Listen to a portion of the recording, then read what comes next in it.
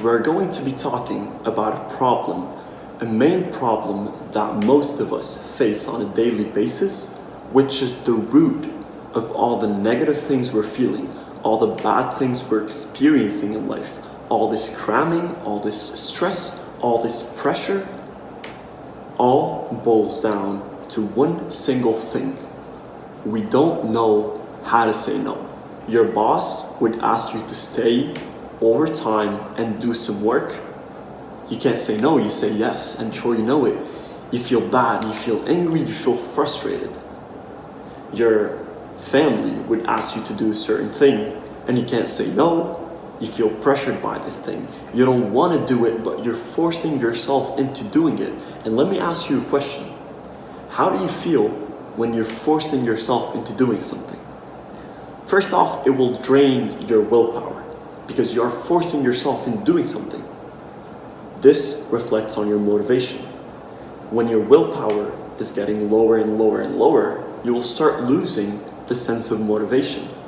And once you have no motivation, you fall into this void of emptiness. You feel frustrated, you want to do something, but you can't get yourself up and do this.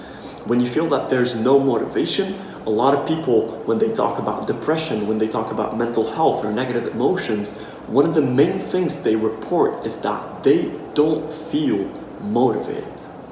So think about it this way. When you don't say no and you force yourself into doing something every single day, how is your brain going to react to it?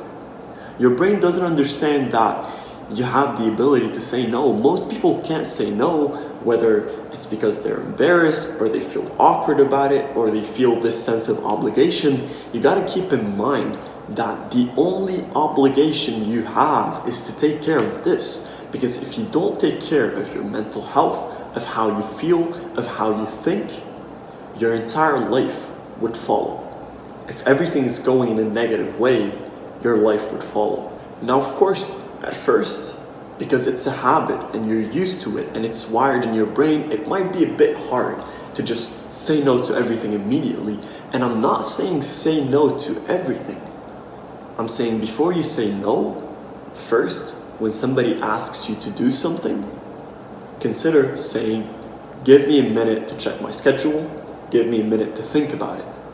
And then think about this particular thing that you've been asked to do. Will it have any detrimental effects on you? Will it affect you in a negative way? And if that's the case, you don't need it. Unless it's really crucial, unless there's an emergency scenario going on, it's better for you to take care of yourself, of your brain, of your mental health first. A lot of people would say, yes, this can come out as selfishness, but there's nothing worse than you putting yourself, putting your brain and mental health and emotions in a detrimental position. If it means being selfish, but on the other hand, compensating by having a better mental health, by having better feelings, emotions, and overall life, it's worth it. Now, there are some steps that you can take to reinforce the system. First, if you don't feel comfortable doing it right away, try starting by saying no to smaller things. Instead of saying no to such a huge thing, start by saying no to these smaller favors that people ask you to do. Of course, you can say no in a very respectful and gentle way where most people won't really feel offended. We oftentimes overthink that if I say no to someone, they will hate me or they will think badly about me. But most people really would appreciate the favor, but at the same time, they won't feel bad if you don't do it.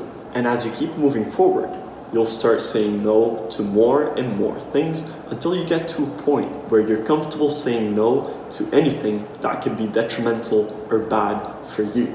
Something else you can do, if there's something a bit bigger where you feel that you have this sense of obligation, you take some time to think about it. As I said, I'm going to check my schedule, give me a minute to think about it, let me see what I'm doing later. Think about it. And if you feel that you're not currently able to do it because you're going through other things, there are other things pressuring you, other whatever is going on around you and you feel that you can't do it right now, ask yourself, can I do this at any point in the future? And if the answer is yes, you can go to the person and say, hey, I checked my schedule or whatever, I have a lot of things to do, but I can do this 2 days from now. I can do it on Monday or on Sunday.